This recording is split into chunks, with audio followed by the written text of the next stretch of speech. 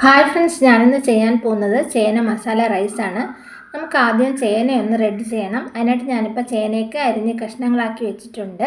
ഇനി ഇതിലേക്ക് കുറച്ച് മുളക് പൊടിയും ആവശ്യത്തിന് ഉപ്പും ചേർത്ത് നന്നായിട്ടൊന്ന് മിക്സ് ചെയ്യുക. അതിനുശേഷം നമുക്ക് എണ്ണയിലോട്ട് ഇട്ട് കൊടുത്ത് ഇതൊന്ന് വറുത്തെടുക്കണം. കുറച്ച് വെള്ളക്കടല കൂടി ഞാൻ വേവിച്ചെടുത്തിട്ടുണ്ട്.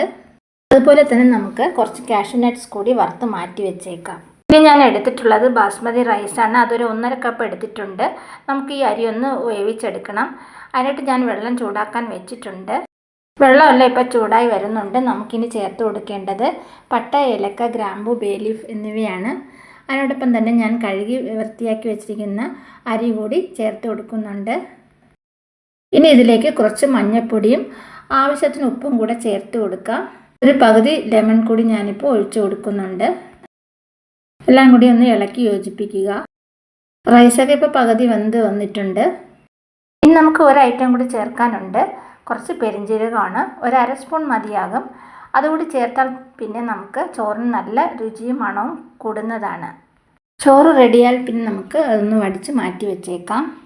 ഈ വലിയൊരു പാത്രത്തിൽ നമുക്ക് കുറച്ച് നെയ്യാണ് ഞാൻ ഫസ്റ്റ് ഒഴിച്ചു കൊടുത്തിരിക്കുന്നത്. അതിനുശേഷം എണ്ണ കൂടി ഒഴിച്ചു കൊടുക്കാം.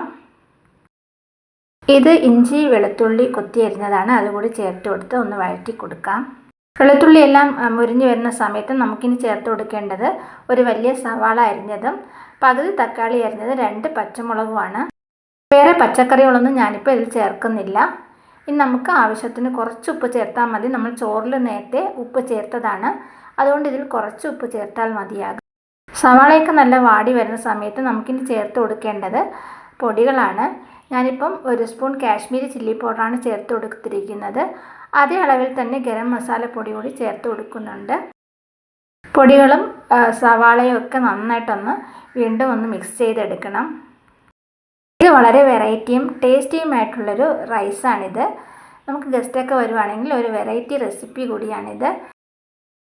ഇനി നമുക്ക് ഫ്രൈ ചെയ്ത് വെച്ചിരിക്കുന്ന ചേന കഷ്ണങ്ങൾ ചേർത്ത് കൊടുക്കാം. അതെല്ലാം ഒന്ന് ഇളക്കി യോജിപ്പിച്ച ശേഷം നമുക്കിനി നമ്മൾ വേവിച്ച് വെച്ചിരിക്കുന്ന കടല കൂടി ചേർത്ത് കൊടുക്കാം. കടലയൊക്കെ ചേർക്കുന്നത് അവരവരുടെ ഇഷ്ടം പോലെയാണ്. അതുകൂടി നമുക്ക് ചോറിനോടൊപ്പം ചവയ്ക്കുമ്പോൾ വളരെ ടേസ്റ്റ് തോന്നും. അതുകൊണ്ടാണ് ഞാനിപ്പോൾ കുറച്ച് കടല കൂടി ചേർത്ത് കൊടുത്തിരിക്കുന്നത്. ഇനി നമുക്കൊരു 1/4 സ്പൂൺ അളവിലുള്ള പഞ്ചസാര കൂടി ചേർത്ത് കൊടുക്കാം. വീണ്ടും ഒന്ന് നന്നായിട്ടൊന്ന് മിക്സ് ചെയ്തെടുക്കുക. ഉടൻ തന്നെ സ്റ്റൗ ഓഫ് ചെയ്യാം.